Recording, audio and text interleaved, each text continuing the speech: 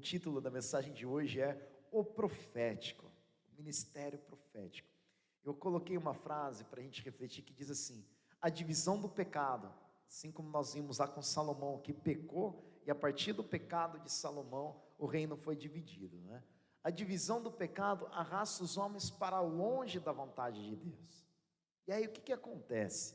Mas o Senhor, Ele não se cala, e Ele usa poderosamente a voz dos profetas, ou a voz profética. O que aconteceu na história que nós vimos? Salomão, ele se desvia do propósito de Deus. Deus manda que ele servisse ao Senhor de coração e não construísse outros templos e nem se casasse com mulheres de outros povos. Ele vai lá e ele desobedece. E a partir dessa desobediência, Deus, ele não fica calado. Isso é uma demonstração do amor dele. Deus, ele poderia se calar e deixar Israel à própria sorte, dizendo: eu falei, eu dei uma chance para vocês, essa chance foi honesta, mas vocês abandonaram tudo. Salomão abandonou tudo. Olha os tempos que vocês estão fazendo.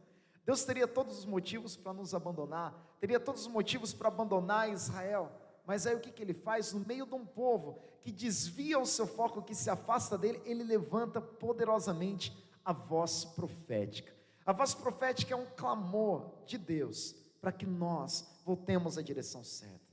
A voz profética é um direcionamento e um liberar do sobrenatural. Quando a gente fala, igreja, de profético, nós estamos dizendo de liberação do sobrenatural. Não existe uma igreja 100% bíblica, quando nós vemos principalmente aquilo que o Espírito faz em Atos, que nós não tenhamos um mover do Espírito Santo de Deus. Não existe igreja sem sobrenatural. Se a igreja abandonar o sobrenatural dela, não sobra muita coisa. Ela vai virar uma filosofia, ela vai virar uma autoajuda, vai virar um grupo de amigos reunidos num lugar, vai virar um propósito comum, mas ela é igreja quando nós cremos no sobrenatural. E nós cremos no sobrenatural porque a ressurreição de Cristo é a base da nossa fé. Não dá para dizer que a ressurreição de Cristo foi natural, mas foi o poder sobrenatural do Espírito. E quando nós falamos, igreja, aqui no nosso contexto de profético, nós estamos dizendo isso. Então você traz um visitante, ele vai lá e recebe ali uma palavra de conhecimento, que nós chamamos. Deus vai lá e revela coisas que ele não contou nem para a esposa, que ele não contou nem para os pais, e ele fica impressionado. É o sobrenatural. Uma pessoa amava o mundo, mas ela se apaixona por Cristo e a vida dela muda radicalmente. Possivelmente, eu creio que a conversão é a maior manifestação do sobrenatural que existe. Alguém está doente, e aí você vai lá, coloca a mão sobre a pessoa, ora, a doença vai embora, glória a Deus, manifestação do sobrenatural. Então todas essas coisas que diz respeito ao sobrenatural, nós colocamos aí como profético, e nós vamos ver um pouco disso hoje. Continuando, voltando lá atrás, nós vimos ali um reinado, e eu estou separando isso didaticamente, o rei Saul, depois o rei Davi, depois o rei Salomão. E o rei Salomão, como nós vimos, ele peca e Deus diz assim para ele: Salomão, não no seu reinado, em honra a seu pai, então não vou fazer isso no seu reinado, mas a partir do momento que você transmitir o trono para o seu filho, Roboão, vai haver uma divisão. Roboão vai ficar apenas com 2 tribos, e aí o reino do norte ficará com as outras 10. Vai haver uma divisão por causa do pecado. Então, igreja, o pecado divide. Sempre que nós vemos divisão, você pode dar uma olhada que aquilo é pecado. A família está dividida, está cada um para um lado. Gente, tem um ambiente pecaminoso por trás disso. A igreja está dividida. Sempre que nós vemos divisão, nós vemos ali resquício ou a própria manifestação do pecado. Com Salomão transmitindo o reino para o filho dele, Roboão sofre um golpe de estado e Jeroboão fica com 10 tribos. E aí vai se dividir o reino. E aqui, meu Deus, agora que eu percebi, que eu acho que vocês estão conseguindo ver isso? Depois vai ter no ao vivo, vocês entram lá, dá uma olhada. Eu acho que quem está na live está conseguindo ver melhor. Mas de toda maneira, dá um trabalho aqui para vocês. Vai crendo em mim, tá? Na hora que for falando os nomes, hein? Tem o reino de Saul, tem o reino de Davi, tem o reino de Salomão. Isbosete e Absalão foram um tempo ali, não dá para a gente considerar muito. Então teve Saul, teve Davi, teve Salomão. Adonias tentou dar um golpe e não conseguiu. Então, Saul, Davi e Salomão. Aqui vem a divisão, está bem escola bíblica agora. Aqui tem uma divisão do reino. Então, o reino de Judá vai ser essa linha verde, o reino de Israel vai ser essa linha vermelha. O reino de Israel não era comunista, tá? Esse vermelho aqui apareceu por um acaso. Temos a linha vermelha, temos a linha verde. O reino de Judá vai ter Roboão, filho de Salomão, como rei, e o reino de Israel vai ter Jeroboão como rei. Então houve uma divisão aí. 10 tribos se tornaram o reino de Israel, ou o reino do norte, dependendo da sua tradução. Outras 2 tribos de Judá e de Benjamim ficam com Roboão. E assim consecutivamente. De Roboão vai para Abias, para Asa, Josafá, Jeorão, Israel, Jeroboão, Nadab, Baza, Elazim, Tibni, Honri, e assim por diante. O que nós aprendemos? Nós vamos ver uma história hoje. Eu estou colocando isso, gente, depois vocês me dão um feedback se ajudou ou se confundiu, tá? A ideia é ajudar, né? Eu coloquei isso porque às vezes a gente vê assim, história de Elias, história de Eliseu. Você fala, onde está Eliseu? Você já passou por isso? Eu já passei, estou sendo sincero. Onde que está Eliseu no meio da história? Cadê Eliseu? E aqui eu estou mostrando para vocês, olha que bênção, né? Como Deus é bom com os recursos gráficos, né? Estou mostrando para vocês aqui onde está Eliseu. Elias está aqui, ó, no reinado de Acabe. Nessa época está Elias. Então, os profetas, eles vão aparecer de uma maneira mais direta na divisão dos reinos. Quando o reino de Judá é um e o reino de Israel é outro, é onde aparecem os profetas. Então, Isaías, onde está? Reinos divididos. Jeremias, mesma coisa, tá? Elias, Eliseu, assim por diante. Malaquias, Obadias. O que nós vemos aqui? Em Acabe está Elias. Elias é o top dos profetas, é o camisa 10 aí, é o profeta mais famoso. E ele faz um discípulo, que é Eliseu, é onde nós vamos ver hoje. Então, na linha do tempo de tudo que nós vimos desde Jacó, né? O Gu trouxe sobre Jacó hoje, nós já estamos aqui, ó. Nós estamos no reinado agora de Jorão. E aí eu vou pedir para você abrir sua Bíblia comigo em 2 Reis, capítulo 3. Então aqui passou Salomão, passou Roboão, passou uma galera, o reino já está dividido, e agora chega o momento da voz profética.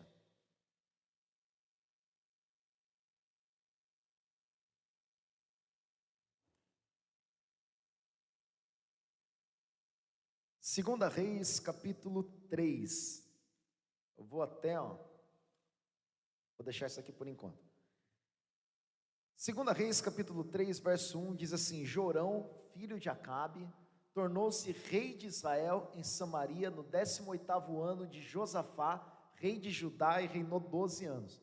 Às vezes você que está me assistindo, você lê alguma passagem na Bíblia, você já pega esse primeiro verso e você fala, meu Deus do céu, o que está acontecendo? Então o que eu estou fazendo hoje aqui é ajudar a gente a entender onde estão essas histórias. Então onde que está essa história? Jorão, filho de Acabe, volta para cá, ó. Jorão está aqui, ó, filho de Acabe. Jorão, filho de Acabe, tornou-se rei de Israel em Samaria no 18º ano de Josafá. Ao mesmo tempo que Jorão era rei de Israel, Josafá era rei de Judá. Tá claro, gente, para vocês que estão aqui, dá para me dar um feedback. Amém? Então você está vendo o quê? Você está nessa época aqui da história. Você está aqui, na linha aqui, ó. Então Josafá está reinando lá em Judá e Jorão está reinando em Israel. Agora a gente vai entrar na história propriamente dita. Jorão, filho de Acabe, tornou-se rei de Israel em Samaria no 18º ano de Josafá, rei de Judá, e reinou 12 anos. Verso 2: fez o que o Senhor reprova, mas não como seu pai e sua mãe, pois derrubou a coluna sagrada de Baal que seu pai havia feito.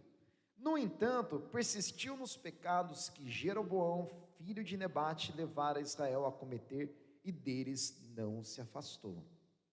Então era um rei aqui que não fazia aquilo que Deus aprova. Não era tão mal quanto o seu pai, mas ele não era bom também. Ele era algum rei ali que, na linguagem de hoje, bem desviado, né? Bem ruim ali, não obedecia a Deus de verdade, fazia o que o Senhor reprovava. Olha lá o verso 4, ora, Messá, rei de Moabe, tinha muitos rebanhos. E ele pagava como tributo ao rei de Israel 100.000 cordeiros e a lã de 100.000 carneiros. Mas depois que Acabe morreu, o rei de Moabe rebelou-se contra o rei de Israel. Então, naquela ocasião, o rei Jorão partiu de Samaria e mobilizou todo Israel. Também enviou esta mensagem a Josafá, rei de Judá: o rei de Moabe rebelou-se contra mim. Irás acompanhar-me na luta contra Moabe? O que aconteceu aqui? O rei Jorão, rei de Israel, ele tinha os moabitas sob seu domínio. Os moabitas, eles eram ali um povo que servia ao povo de Israel. Eles pagavam tributo, pagavam imposto, pagavam empréstimo do FMI, né? Eles tinham que pagar um dinheiro para Israel. Aí o que acontecia? Esse povo pagava faz tempo. Na hora que eles viram que Acabe morreu e mudou o rei, mudou o rei, vamos aproveitar. Os moabitas juntaram ali, vamos fazer uma rebelião agora, não vamos ficar pagando imposto para eles não. Vamos ser um povo independente agora, independência ou morte, contra Israel, vamos lá. E aí, Jorão fez o quê? Foi pedir ajuda. Eu não posso perder esses impostos, e se esse povo se rebelar contra mim, como que vai ficar a minha imagem? Então eu vou lá, eu vou para a guerra. Ele foi pedir ajuda para quem? Para o rei de Judá, foi pedir ajuda para Josafá. Então aqui se juntou nesse caso, o rei de Israel e o rei de Judá. Se juntou Jorão com Josafá. Josafá topou essa ajuda? Olha lá, continuando o verso 7. Josafá responde: sim, eu irei, serei teu aliado, os meus soldados e os teus, os meus cavalos e os teus, serão um só exército. Aqui eu vejo um momento de graça de Deus, onde esse reino dividido pelo pecado, ele se torna unificado, pelo menos nessa batalha, né? Continuando, verso 8, e perguntou: por qual caminho atacaremos? Respondeu Jorão: pelo deserto de Edom. Então o rei de Israel partiu com os reis de Judá e de Edom. Então ele pediu ajuda de Judá e pediu ajuda de Edom também. Depois de uma marcha de 7 dias, já havia acabado a água para os homens e para os animais. Aqui é uma crise, eles estavam indo para a guerra, acabou a água. Como que eles vão vencer a guerra se todo o exército e se todos os animais morrerem de sede? Então imaginando que você está com uma tropa hoje e acabou o combustível, acabou o suprimento, a tropa não tem o que comer, não tem como os tanques andarem, não tem como os aviões partirem. O que vai acontecer? Você não vai conseguir ir para a guerra. E na hora que acontece essa crise, há um insight. Exclamou então o rei de Israel: e agora? Será que o Senhor ajuntou a nós os 3 reis para nos entregar nas mãos de Moabe? O rei de Israel, Jorão, que não era a melhor pessoa do mundo, que fazia aquilo que o Senhor reprovava, ficou agora com medo de Deus. E agora? Fomos contra os moabitas, consegui apoio de Judá, consegui apoio de Edom, e agora o nosso exército está parado, está travado, o que a gente vai fazer? Ele ficou com medo. Já sei, agora Deus vai se vingar da gente, agora estamos numa pior, né? Mas aí o homem de Deus, Josafá, perguntou: será que não há aqui profeta do Senhor para que possamos consultar o Senhor por meio dele? E graças a Deus, essa história vai ficar muito melhor agora, porque o profético vai entrar nessa história. E eu creio que a minha e a tua história também ficam muito melhor quando o profético entra na nossa história, na nossa vida, não é verdade? Às vezes nós estamos passando uma tribulação, né? E vem uma palavra liberada de bênção, o Senhor vai lá e te dá um direcionamento por meio da palavra, por meio da música, e você fica animado: agora sim, agora eu tenho forças para continuar. Um conselheiro, continuando aqui o verso 11, do rei de Israel respondeu: Eliseu, filho de Safate, está aqui. Ele era auxiliar de Elias. Eliseu era auxiliar de Elias. E sabe o que eu acho interessante nessa passagem? Qual que era o currículo de Eliseu? O currículo de Eliseu era ser discípulo de Elias. Aqui nós vemos o poder do discipulado, nós vemos o poder da unidade, nós vemos o poder de um legado. Então Eliseu, por ter honrado a vida de Elias, agora ele recebia o crédito disso. Pode confiar no Eliseu, porque o Eliseu segue o Elias. Olha que coisa poderosa, igreja. Eu creio que o Espírito Santo de Deus está trabalhando isso na Ser Vivo, trabalhando isso na nossa vida. A Ser Vivo lá é uma igreja séria. Você faz parte da Ser Vivo, que benção, então acredita no teu ministério. Olha que testemunho lindo, igreja, né? As pessoas olharem para vocês e virem realmente Deus em vocês, que é a nossa missão. Ser um lugar onde as pessoas vejam Deus através de nós. Eu creio que os nossos pastores fundadores aí deixaram um legado, do qual, né, nós temos um orgulho santo, né? Nós temos uma satisfação plena.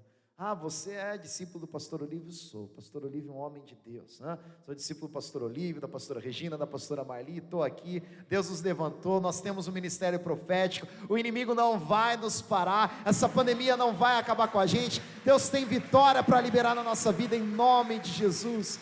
Glória a Deus, aleluia, Senhor, nós te adoramos, Pai, amém, Jesus, Tu és bom, Deus.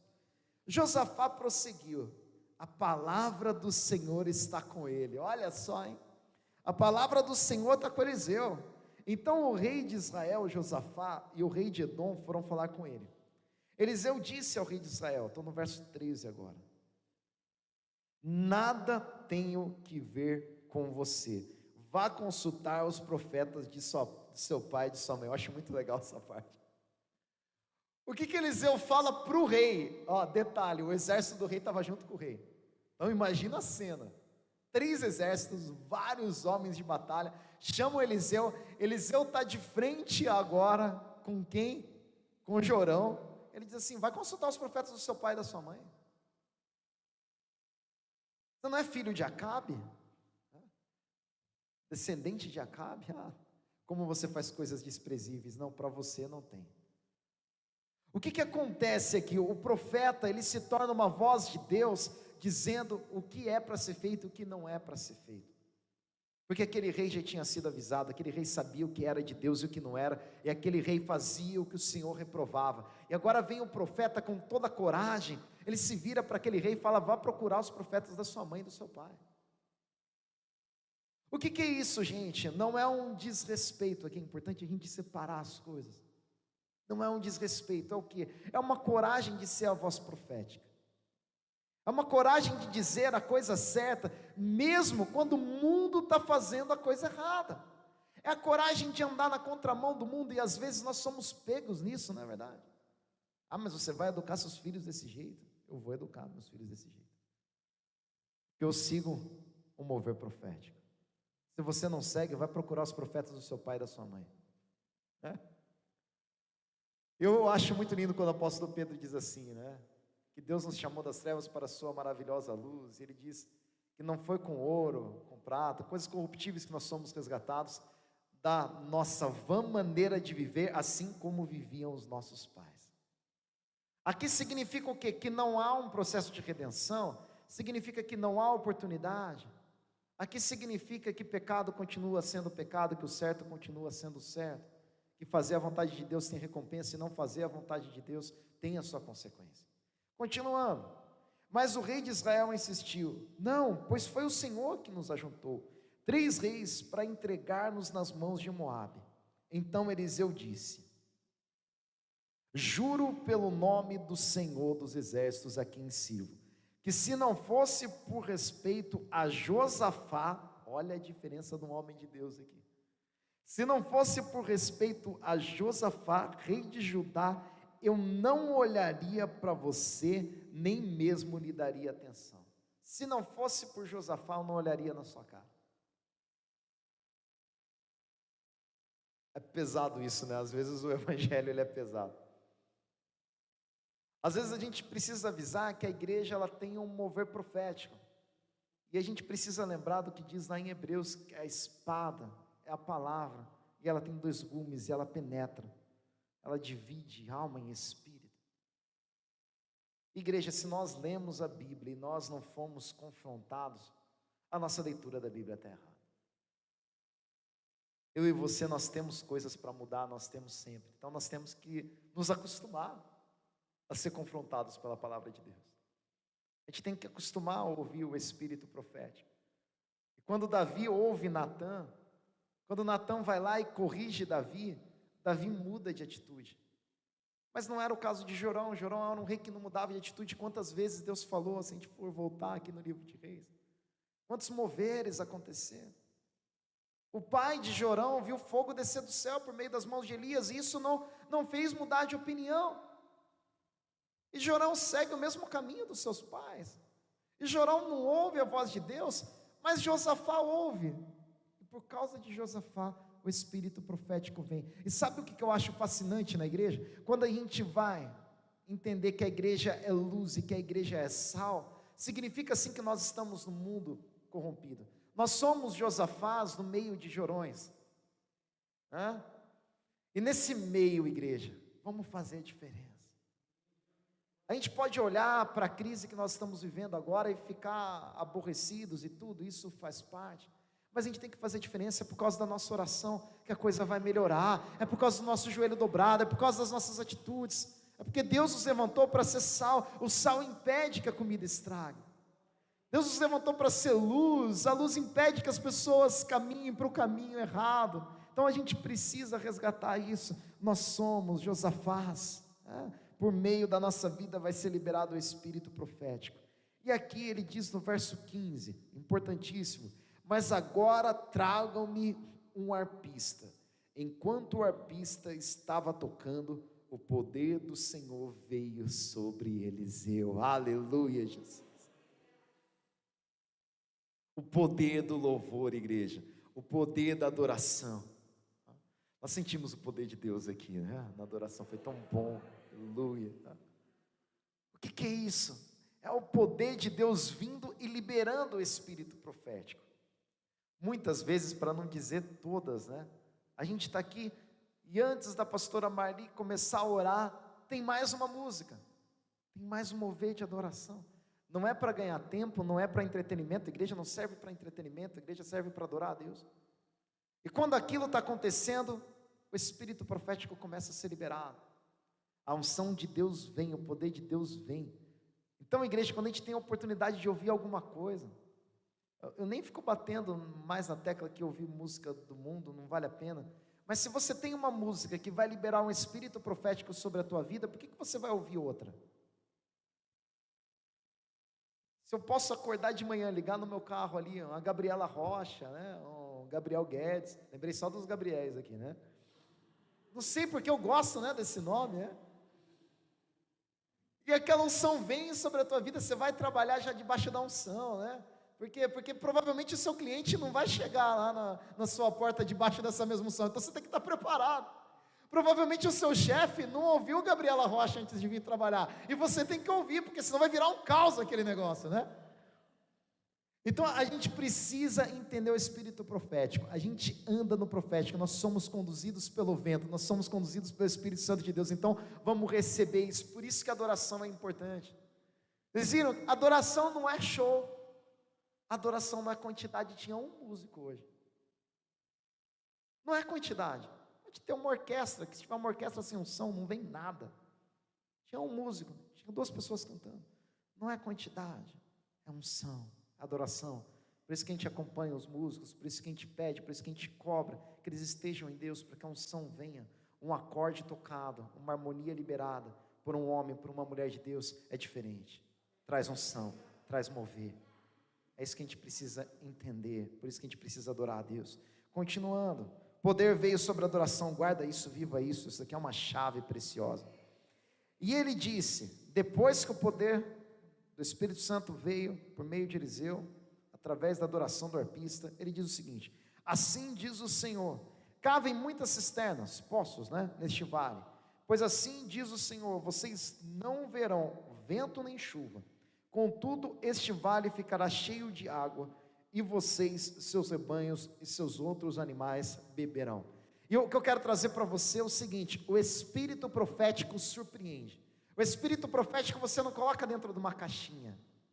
Ele vai funcionar assim, ele vai fazer assado. Pastora Marli tem uma meta hoje de trazer 5 profecias. Não, você não vai colocar. Tem dia que Deus vai falar, tem dia que Deus não vai falar. Tem dia que Deus vai trazer profecia, tem dia que Deus vai dar bronca em todo mundo. Aí você fala, hoje eu estava tão animado, por que Deus deu bronca? É assim. O mover profético você não enquadra. E isso é muito legal, não é? E isso dá uma dinâmica fantástica. Não tem como você enquadrar o espírito profético ali naquilo que você quer, do jeito que você quer. Você fala em línguas, né? Você controla as línguas que você está falando, daqui a pouco está falando uma coisa, está falando outra, o Espírito Santo vai usando, você vai lembrando de nome, você vai orando, glória, né? Mover pentecostal, né? Aleluia, né? Isso é bom demais, igreja, né? Isso é um privilégio, né? Mergulhe nisso, né? E aí o mover profético, como ele não fica dentro de uma caixinha, ele resolve o primeiro problema. Qual era o primeiro problema? Você já deve até ter esquecido, né? Era o problema da água. Não tinha água, não tinha suprimento. Primeiro problema resolvido, caves cisternas, eu vou mandar água. Pronto, acabou. Aí o profeta podia ir embora, não podia? Podia. Teria cumprido sua missão? Sim. Mas você não põe o espírito profético dentro de uma caixinha. Vai continuar, olha que legal.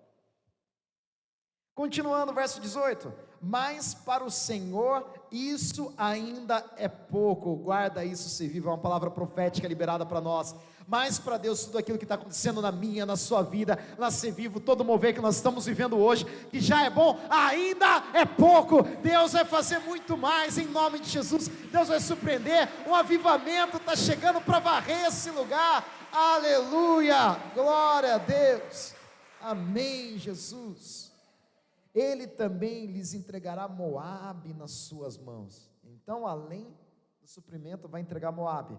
Segundo ponto aqui. E tem um terceiro ponto. Além de entregar, Ele vai te entregar de uma maneira vigorosa, pavorosa, esplendorosa, né? Vocês destruirão todas as cidades fortificadas. Ele não vai entregar uma parte, Ele vai entregar tudo. Ele não vai te dar meia bênção, Ele vai te dar bênção completa, recompensa completa, né? Nós vimos no ano passado. Recompensa completa Deus tem para você. Derrubarão toda a árvore frutífera, taparão todas as fontes, e encherão de pedra todas as terras de cultivo. No dia seguinte, na hora do sacrifício da manhã, a água veio descendo da direção de Redom e alagou a região. Aleluia! Começou o mover profético a se realizar. Deus trouxe a adoração, Deus trouxe a palavra e agora está trazendo a bênção. Olha só. Porque a palavra de Deus não falha, o poder profético não falha, porque é Deus que está fazendo, é Deus que está falando, é o Espírito que está dirigindo. Existe um motivo pelo qual a gente confia na direção profética. Aleluia, isso é muito bom. Eu gostaria que você aí, se você tem esse costume, grifasse aí na hora do sacrifício da manhã. Na hora do sacrifício da manhã. Êxodo capítulo 29, lá no verso 28, 29. E aí você pode até continuar que ele vai explicando mais detalhado. O sacrifício da manhã era um cordeiro de 1 ano de idade, perfeito, farinha misturada com azeite e vinho. Esse era o sacrifício da manhã. Quem que é o cordeiro de Deus que tira o pecado do mundo? Jesus. Quando você mistura a farinha e o azeite, você transforma em quê? Em pão, junto com o vinho. Então havia ali no sacrifício da manhã pão e vinho. Santa Ceia, fazer isso em memória de mim. E havia um cordeiro para ser sacrificado. Se o mover profético acontece, se a bênção é liberada, se o milagre vem, é somente por causa de Jesus Cristo. Jesus Cristo é o centro de todas as coisas. Jesus Cristo tem que ser glorificado sempre. Na hora do sacrifício da manhã, na hora do sacrifício de Cristo, por causa do sacrifício de Cristo, por Ele, para Ele, por causa dele são todas as coisas. Aí sim o mover profético é liberado, aí a glória é liberada, para que o nome de Jesus Cristo seja exaltado. É por causa dele, sempre vai ser por causa dele. Não é por minha causa, não é por sua causa, é por causa de Jesus Cristo. Isso é muito bom. Aleluia. Verso 21, quando os moabitas eles ficaram sabendo que os reis tinham vindo para atacá-los, todos que eram capazes de empunhar armas, do mais jovem ao mais velho, foram convocados e posicionaram-se na fronteira. Ao se levantarem na manhã seguinte, o sol refletia na água. Para os moabitas que estavam de frente dela, a água era vermelha como sangue. Então gritaram: é sangue! Os reis lutaram entre si e se mataram. Agora ao saque, Moabe. Moabe viu um mar muito grande, que foi a água que Deus mandou, e aí o sol refletiu. Já viu quando o sol ele está bem alaranjado, né? Coisa linda que Deus faz na criação, né? Refletiu na água, aquela água ficou vermelha. Os moabitas olharam para aquilo e falaram: ah, legal, se mataram. Imagina, teve guerras, tá? Entre os reinos do norte e do sul. O povo de Deus foi lá e entrou em guerra. Jorão foi lá e quebrou com Josafá, e o rei de Edom no meio. Então esses 3 reis foram lá e fizeram guerra, se mataram, e agora o sangue está escorrendo.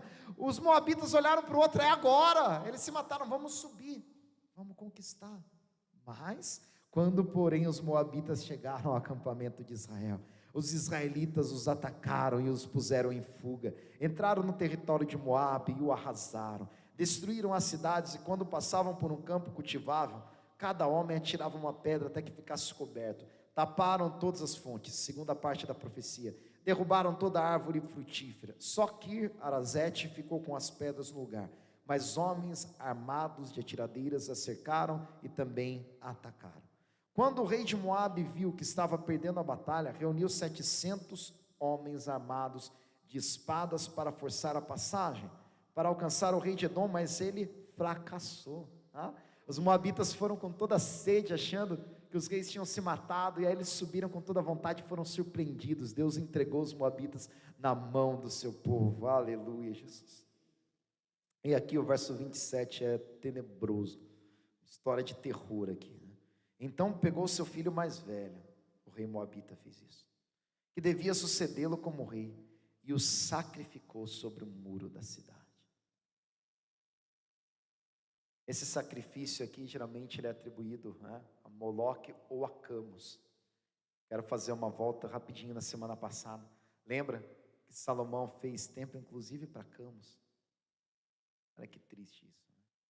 E agora o rei moabita vai lá e sacrifica o seu próprio filho. Que cena terrível, né? Que cena pavorosa. Isso trouxe grande ira contra Israel, de modo que eles se retiraram e voltaram para a sua própria terra.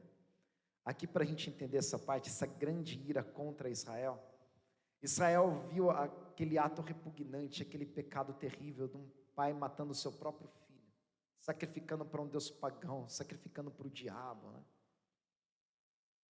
E aí, na hora que o povo viu isso, a ira do Senhor, se a gente for no hebraico aqui, a ira do Senhor, ela veio sobre o povo de Israel. O povo de Israel sentiu a ira por causa daquela coisa repugnante que o rei moabita estava fazendo. Eles ficaram irados com aquele pecado do rei moabita. Eles ficaram irados, eles ficaram enojados, aquilo foi tão repugnante que eles pararam a batalha naquele lugar. O espírito profético, igreja, vai fazer com que nós tenhamos repugnância do pecado, tenhamos nojo do pecado. A ira de Deus contra o pecado existe. Nós vamos sentir essa ira de Deus contra o pecado, não contra o pecador, né? Essa separação é importante, contra o pecado. A gente não vai deixar de falar que é pecado aquilo que é pecado, porque o espírito profético faz isso. O espírito profético nos mostra o que é pecado e o que não é, e coloca uma ira dentro do nosso coração. Então a ira do Senhor veio sobre aquele povo. Aquele povo sentiu a ira de Deus, e o profético faz isso. O profético comunica aquilo que vem de Deus, o profético libera o céu na terra. Então nós estamos aqui reunidos, nós estamos sentindo um pedaço do céu. Por quê? Porque o profético está sendo liberado sobre nós, então o profético está vindo, e parte do profético é essa ira. Então o profético, ele não é somente a bênção, o profético não é somente a profecia, o profético é também indignação contra o pecado. E para encerrar aí, eu coloquei Joel capítulo 2, verso 28 e 29. O espírito profético estava sobre Eliseu, assim como estava sobre Elias. Mas Joel, um profeta, traz uma profecia linda. Ele diz assim: depois disso, derramarei do meu espírito sobre todos os povos. Então o espírito profético não estará apenas sobre Elias ou sobre Eliseu. O espírito profético vai ser liberado sobre os brasileiros, sobre os canadenses, sobre os chilenos, sobre os americanos, sobre todos os povos. Continuando, os seus filhos e as suas filhas profetizarão.